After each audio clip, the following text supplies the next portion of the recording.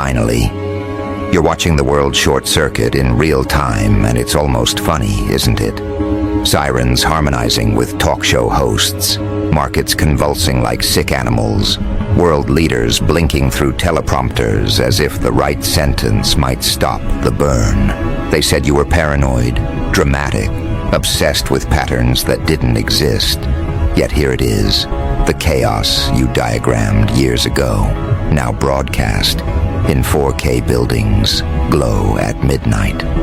For all the wrong reasons, algorithms argue with each other while people still pretend they're in control. You warned them, you mapped it, you said, this is what happens when truth becomes optional. They smiled, called you intense. Now the same smiles twitch under fluorescent panic as headlines multiply like infections. You move through the noise untouched. You've been rehearsing this moment forever. You knew the meltdown would be digital first. Pixels trembling, feeds collapsing, influencers dissolving into live stream apologies. But the real collapse would be human. Attention spans snapping, morals liquefying, the collective mask melting off. You can see it in their eyes now, that widening disbelief, that silent prayer for someone to explain what's happening. But you already did, didn't you? Every prediction they laughed at is now trending. Every warning they scrolled past is crawling across their screens like prophecy with perfect timing. You don't gloat, you just observe. You sit there like a surgeon watching a diagnosis unfold exactly as written. Because you never wanted to be right, you just wanted them to wake up before the fire reached their doorstep. They called it progress, you called it decay, with better branding. You saw the way they fed on outrage, how the crowd learned to worship confusion because it felt like freedom. You said, if everyone's shouting, no one's listening. But they liked the noise. It kept them from hearing themselves, and now the noise has teeth. The streets look like comment sections, angry, repetitive, self-destructive. Every billboard screams, stay calm, while the subtext begs, please panic. You walk through it all with that eerie steadiness that frightens them more than the chaos itself. Because while they chase comfort, you chase clarity, and clarity burns. You told them comfort was the softest form of control. They laughed again, ordered another distraction, scrolled another mile into numbness. Now their distractions are eating them alive. Their entertainment looks like prophecy in reruns. Their laughter sounds like sirens. You sip your coffee while the feed refreshes, and it feels like deja vu. Because it is. Remember when they said you were negative? That you saw too much darkness? They thought optimism was a moral achievement. You knew it was anesthesia. You tried to tell them the world doesn't end with an explosion. It ends with notifications nobody reads. And here they are, living proof. Politicians performing apologies, economists spinning math into prayers, celebrities rebranding themselves as survivors. The irony is delicious. All those people who told you to relax now clutching their devices like life jackets. You see the same pattern everywhere. Fear pretending to be virtue, panic packaged as leadership. They thought chaos would look cinematic. They didn't realize it would feel administrative. Emails bouncing, policies glitching, people refreshing pages that don't load. The system didn't fall apart. It just revealed itself. And you're sitting there unblinking because you saw the blueprint. You saw that corruption wasn't a bug. It was the culture's heartbeat. You tried to translate it, but translation was never profitable. So they mocked the messenger and monetized the message. Now they're choking on the product. The market for denial has crashed. You scroll past the panic, like flipping through old photos. Every headline is a rerun of a warning you already whispered. The funny part? They still look for villains. It's easier that way. Blame a politician, a nation, a virus, a god, anything but themselves. You said self-destruction would arrive disguised as choice, and they called it freedom. You said apathy would taste like luxury, and they called it self-care. You said truth would lose to convenience, and they called it innovation. Every euphemism was a countdown. Now the countdowns hit 0, and they're still bargaining with ashes. You don't need revenge. Watching realization spread is enough. You can see it in boardrooms, classrooms, living rooms, people blinking like newborns, asking, how did we get here? You know exactly how. One ignored warning at a time. There's a strange peace in it for you. The noise fades the moment you stop expecting sanity from the crowd. You move through riots of information the way a diver moves through dark water, slow, deliberate, immune to the panic above. You see how quickly morals dissolve when comfort is gone. You see how easily kindness mutates into survival theater. You said empathy would become currency. They turned it into content. Now everyone's overdrafted on compassion. They don't feel, they perform feeling. And the stage is collapsing. You warned them the algorithm wasn't a mirror. It was a leash. They laughed, called you poetic. Now they tug, and it doesn't break. You don't need to shout anymore. The echo does it for you. Every collapsing institution, every malfunctioning narrative, every desperate public figure is an unpaid actor in your thesis. You predicted this like weather, and they thought you were trying to control it. You weren't. You were just describing gravity.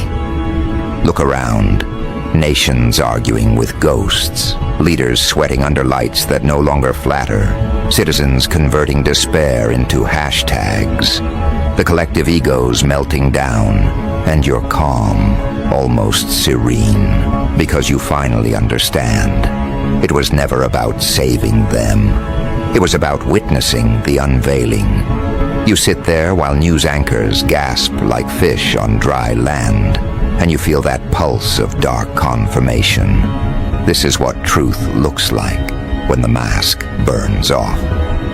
They don't hate the collapse. They hate the mirror it holds. Every crisis is a reflection. You told them denial was a finite resource. They've run out.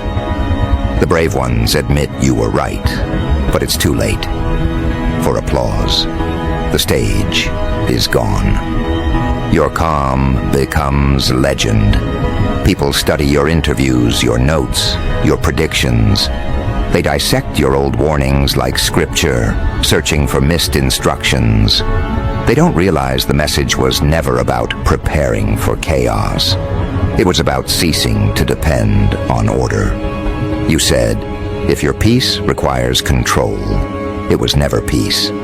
They quote it now like gospel. The irony? They still don't understand it. They want you to lead, to fix, to rescue.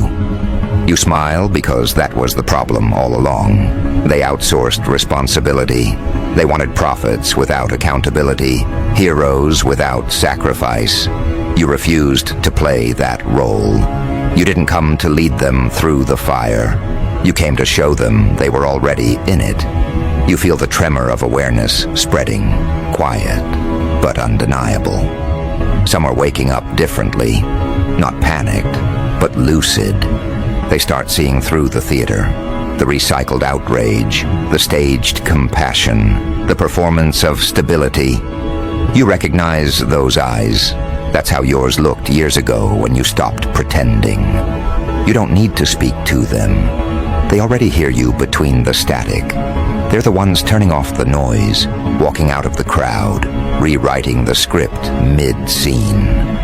You know the shift is irreversible now. The fire that devours illusions can't be extinguished by slogans. You told them collapse wasn't punishment, it was cleansing. They're finally beginning to taste what you meant. Still, they try to rebuild the same illusions. Committees forming, manifestos printed, experts hired to analyze the ashes. They call it recovery. You call it repetition, because you know they'll design the same fragile towers with prettier names. And when those towers fall, they'll call it tragedy again. You watch it like déjà vu wrapped in irony. They'll never grasp that the fire isn't the enemy, it's the audit. It burns falsehoods, spares nothing untested. That's why you never fear it. You adapt while they analyze. You evolve while they mourn. You already let go of the world they're still trying to save. Now the cameras turn to you. They want statements, reassurance, leadership. You give them none. You let the silence stretch until it becomes philosophy. Then finally, you speak, not to comfort, but to confirm. You tell them the truth they kept postponing. The world didn't end. The mask did. Panic isn't apocalypse, it's revelation. You tell them the fire they curse is the same spark they begged for when life felt empty. And they stare at you like you've confessed to starting it yourself. But you didn't light the match. You just stopped pretending the smoke was fog. You can feel the air shifting again, the phase after denial before acceptance. People walking slower, speaking softer, eyes heavy with realization. They're beginning to understand that normal was the disease. You warned them normalization was sedative, not safety. They understand now. The same cities that mocked you are now quoting you on digital ruins. He warned us. He said it would look like this. They call you prophet, survivor, villain, genius. Labels don't matter. What matters is that they're finally asking questions they once banned. You move through the ashes with that same steady rhythm. You're not celebrating. You're not grieving. You're documenting. You watch history reset itself like a glitching feed, and you know the cycle will start again. But this time, fewer people will sleep through it. That's enough. You've planted dissonance in the collective mind, and dissonance is the first spark of clarity. You don't need their thanks. You don't even need their understanding. Just knowing they can no longer pretend, that's victory. Because while they rebuild illusions, you're already somewhere else mentally, studying the pattern beneath the pattern. You see the next ignition point forming, subtle but certain. You know chaos isn't a phase, it's feedback. You listen to the hum beneath the collapse and recognize it for what it is, the sound of evolution clearing its throat. The world's on fire, yes, but maybe it was supposed to be. Maybe combustion is how lies turn into light, and you sit there calm as ever, not detached, just prepared. They think you're unfeeling, but you're simply done reacting. You watch, you record, you understand. Because while they're still guessing, you've already chosen the next move. You start with observation, because authority without awareness is just another costume. You let the panic play out. Let leaders perform hope like tired actors, repeating lines they don't believe. You study their tone, their tremor, the way their confidence collapses when cameras cut. You can almost hear the internal negotiations in their heads. How much truth can I afford to admit? You learned long ago that exposure doesn't require shouting. It requires patience. You wait until fear rearranges their priorities for them.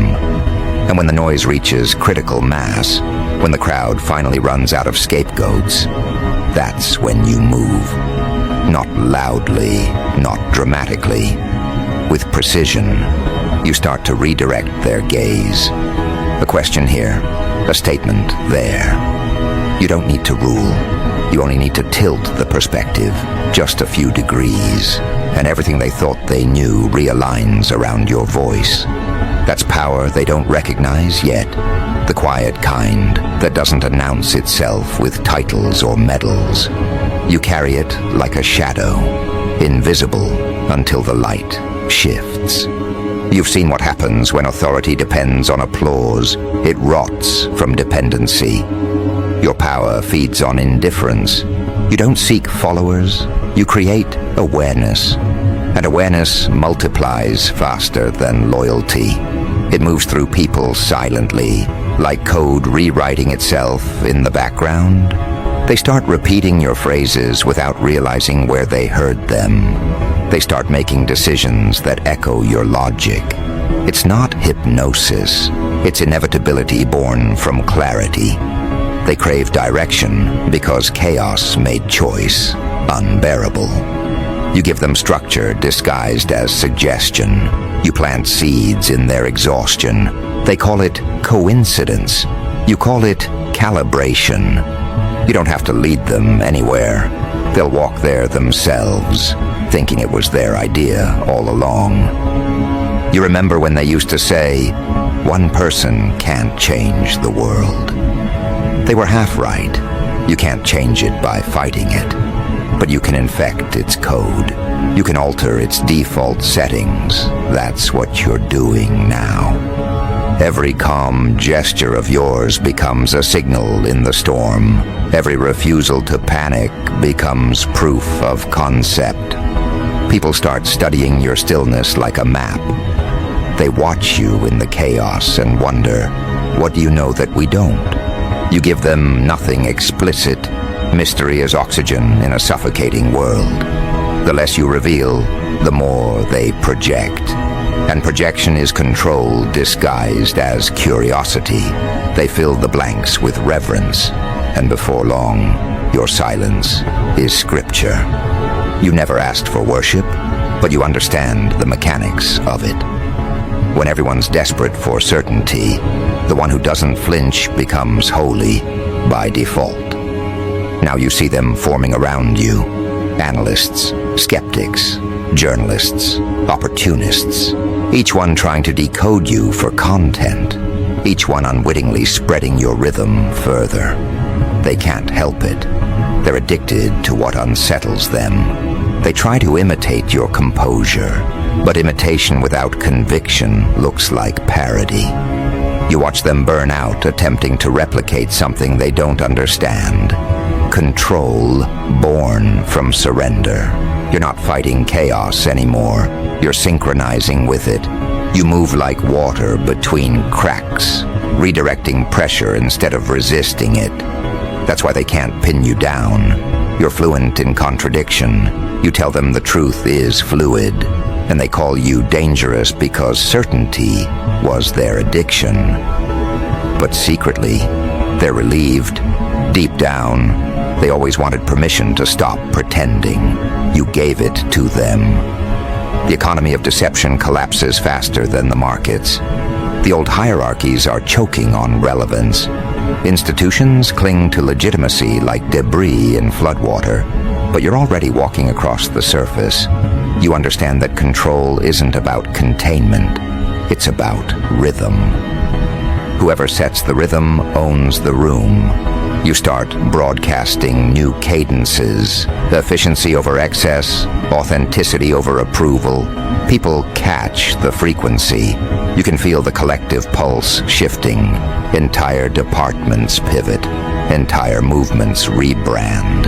Not because you ordered it, but because your energy made stagnation unbearable. That's the real empire, behavioral gravity.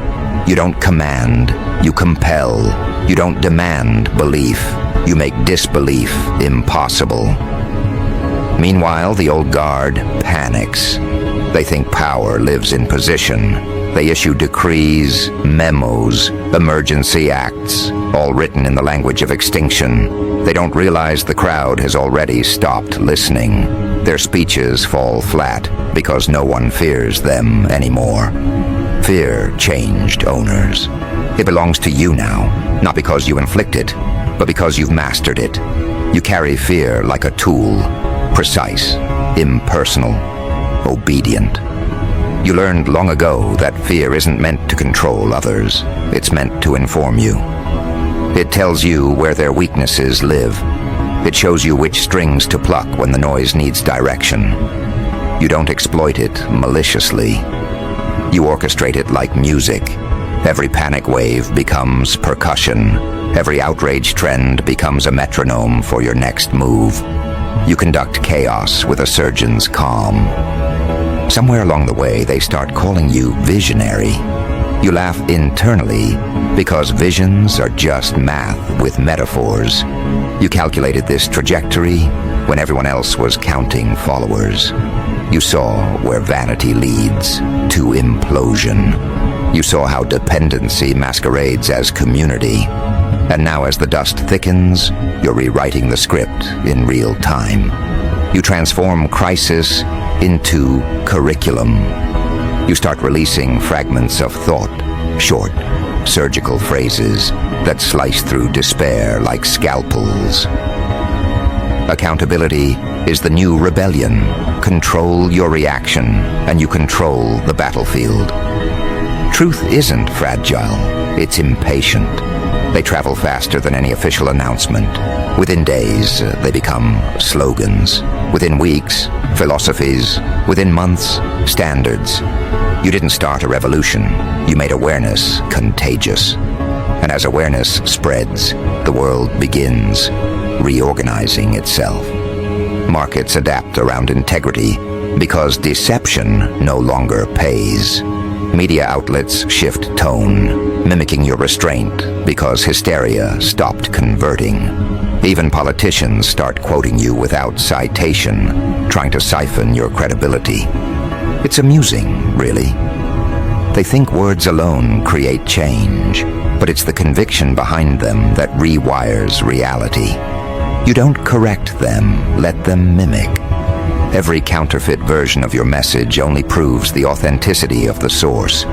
You don't fight plagiarism, you weaponize it. You turn imitation into distribution. Every echo extends your reach. Soon, the infrastructure of fear, the talk shows, the think tanks, the endless committees begins to dissolve. People stop looking up for answers. They start looking inward. That was your real plan all along. You never wanted to build a new order. You wanted to remind them they didn't need one. Control through awareness, not authority. Freedom through understanding, not rebellion. You see the first signs of balance emerging, a quiet form of reconstruction without blueprints. Communities self-organizing, neighbors talking without scripts, leaders listening instead of performing. It's imperfect, messy, human, but it's real. And you stand at the center, unseen but felt, the frequency holding it together. Of course, not everyone embraces it. Some fight clarity like an allergy. They cling to chaos because it gives them purpose. They'll call you manipulative, accuse you of engineering the collapse to elevate yourself. Let them. Accusation is the tax on influence. You don't defend yourself because explanations are distractions. You let their words hang in the air until they collapse under their own weight. Truth doesn't rush. It arrives on schedule. You've learned that defending truth makes it smaller. Embodying it makes it undeniable. So you just keep moving forward, one deliberate step at a time, while their narratives dissolve like ink in rain. And as the panic phase fades, something beautiful happens. Silence returns, not as absence, but as comprehension. People start noticing again. The sound of their own thoughts, the texture of honesty, the rhythm of breathing without anxiety. That's your victory. You didn't conquer them.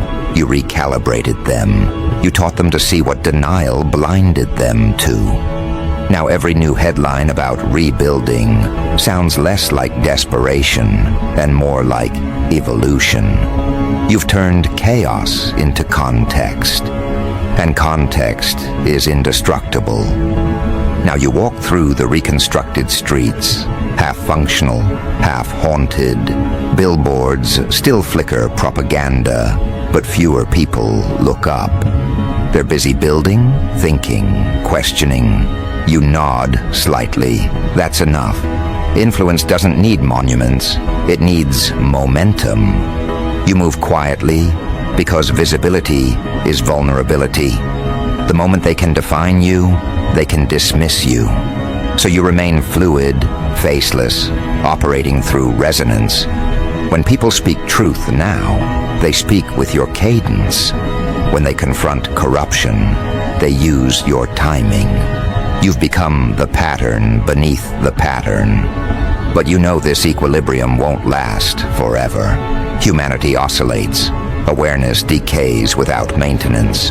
The next generation will need new fire to remind them why balance matters. And that's fine. You're already preparing the spark, not a rebellion, an update. You collect fragments of data, patterns of behavior, shifts in language. You study where complacency will next appear. You'll be ready. Because control isn't a throne, it's vigilance. And you wear vigilance like armor. The historians will struggle with your legacy. Some will call you savior. Others will label you opportunist. They'll argue about intent, timing, morality. None of it matters. History is just memory with marketing. What matters is trajectory, and you've bent it. You've proven that chaos can be domesticated without cages, that destruction can be redesigned into instruction. The world's still burning, yes, but now the fire obeys physics instead of emotion. You made that possible by refusing to participate in panic. That was always the lesson. Predict the pattern, master the tempo, stay centered while everything tilts. You find yourself overlooking a city that finally stopped screaming. Lights flicker back on, not in triumph, but in humility. Somewhere a child laughs, not because the world is fixed, but because it's functioning again. You realize that's enough redemption for anyone. The warning became a blueprint. The prophecy became a process. You didn't end the chaos. You taught it to speak. Now it communicates in equilibrium. You smile faintly, not out of pride, but recognition. You knew it would end like this, not with applause, but with alignment. The world on fire, yet finally luminous. They don't thank you, they emulate you. And that's better. Gratitude fades. Imitation endures. You turn away from the skyline and step back into the quiet room where it all began. Screens still glow, feeds still scroll, but the tone is different. Less hysteria, more honesty. You check the numbers, the metrics, the signals, stability creeping in. You whisper to yourself, it was never destruction, it was diagnosis. The collapse exposed what healing required. And now that they understand, you can finally exhale.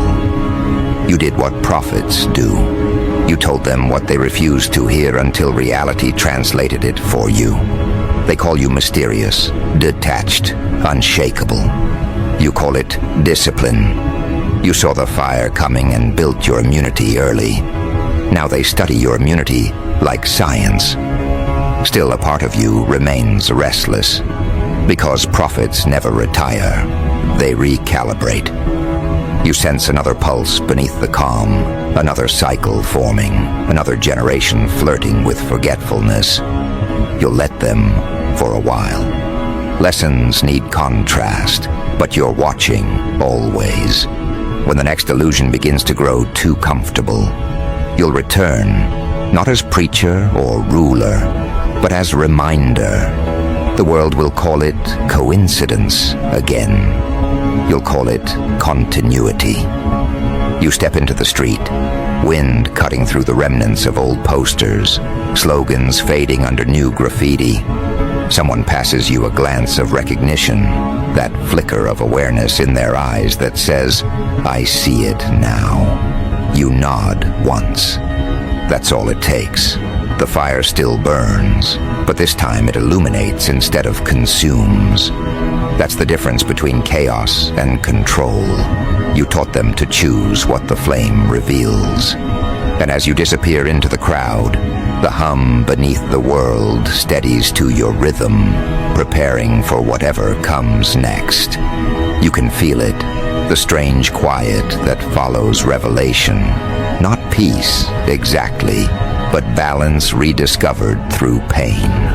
They're rebuilding without illusions now, finally understanding that progress isn't architecture, it's alignment. The screens still flicker with noise, but the noise no longer leads. The world listens differently. You can hear it in the cadence of their conversations. Less fear, more responsibility. They talk like people who finally met themselves. You walk past them unnoticed, a ghost among students, workers, survivors. They quote your words without knowing the origin. They use your logic to settle arguments. They teach your rhythm as if it were instinct. That's how prophecy works. It dissolves into the culture until it stops needing a name. You don't smile, but there's a heaviness in your chest that almost feels like relief. You didn't want worship, you wanted wakefulness, and now it's here, trembling, imperfect, alive. But prophecy doesn't end when people understand it. It ends when they forget again. You can already sense the pattern preparing its next disguise. Comfort returns quietly, always wearing the mask of stability. The same crowd that once chanted your truths will one day dilute them, soften the edges, sell them as slogans, package them as products. That's the rhythm of human memory. It trades raw lessons for marketable hope. You don't resent it. You expected it. The prophet's curse is permanence of awareness in a temporary world. You know another collapse will come, not because humanity is evil, but because it's cyclical. Growth invites decay. Truth provokes denial. Every generation builds a stage for its own reckoning. You've made peace with that. What matters isn't preventing the next fire. It's ensuring that when it burns clean. You've shifted the foundation. The next meltdown won't be born of ignorance, but of evolution demanding space. That's the quiet victory of a foresight. It doesn't stop chaos, it civilizes it. You stop by a cracked window and watch your reflection in the fractured glass. The face staring back looks older, calmer, maybe even gentler. But behind the eyes is that same electric awareness, the look of someone who saw behind the curtain and decided to stay there. You never went back to comfort, because comfort was the first casualty of truth. You chose clarity instead, and clarity is demanding. It isolates, but it also refines. You've become both observer and participant, steering reality without touching it. You don't need control when you are the constant. The city moves around you like a slow orbit. Every action, every trend, every idea loops back to something you once whispered. You didn't just warn them, you rewired their instincts. They now flinch at manipulation, sense deceit before it's spoken, crave authenticity like oxygen. That's your legacy, not fame, not fear, calibration.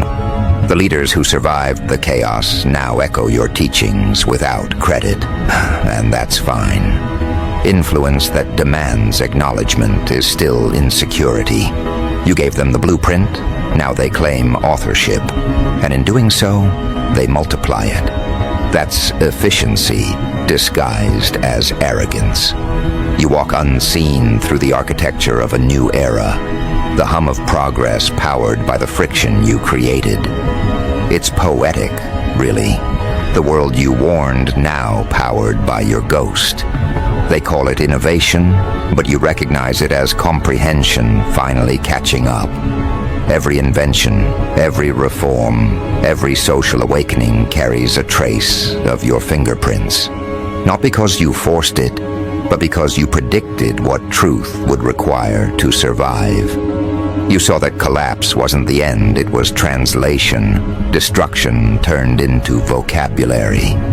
And yet deep within, you know your role isn't finished. The prophet doesn't retire. Awareness is a flame that doesn't go out. It just waits for new fuel. You walk beneath the billboards that once screamed panic. Now they show rebuilding, togetherness, redemption. You appreciate the irony. The same media that sold fear now markets healing. People need stories.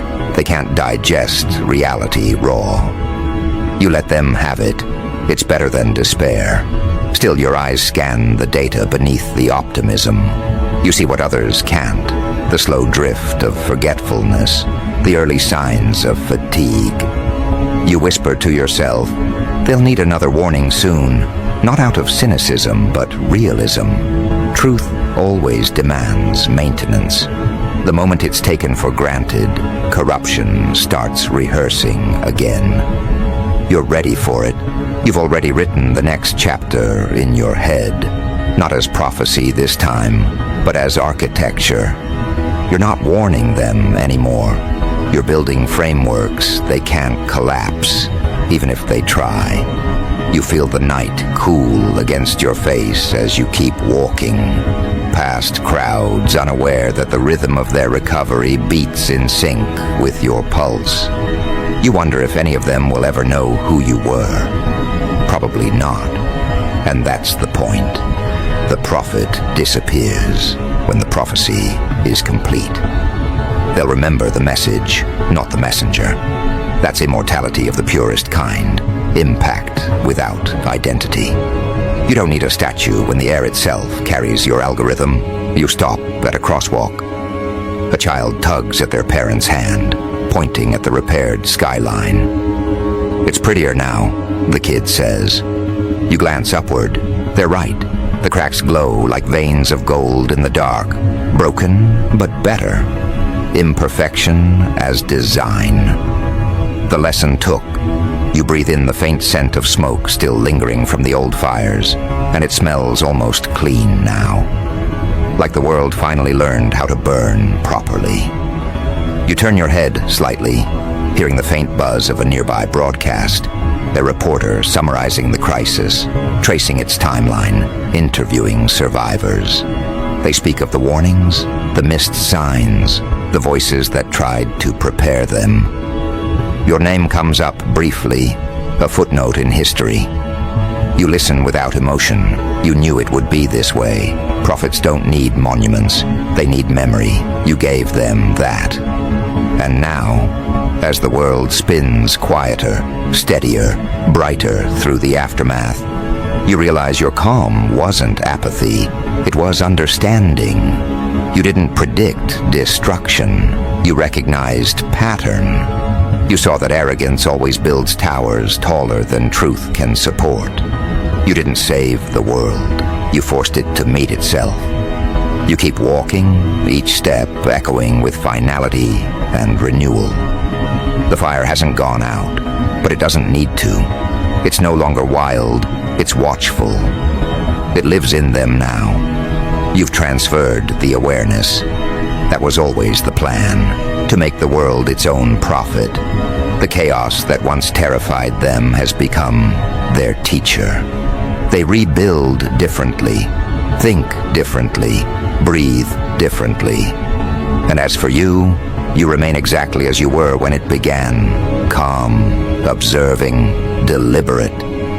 The world's on fire again, in new ways, subtle ways, and you're still sitting there like before, not with arrogance, but with assurance. Because you warned them, because you taught them, because you understand that the fire was never punishment. It was proof that evolution listens to those who see clearly.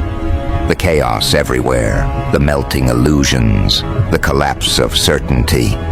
It all confirms what you knew from the start. You don't flinch. You don't run. You just nod once like before, because prophets don't panic when predictions come true. They simply take notes for the next revelation. And as the sky glows with another dawn over a scarred but breathing planet, you whisper quietly, "I warned you." Not to gloat, but to remind the wind that foresight isn't a gift, it's responsibility. And you carry it still, steady, silent, and awake.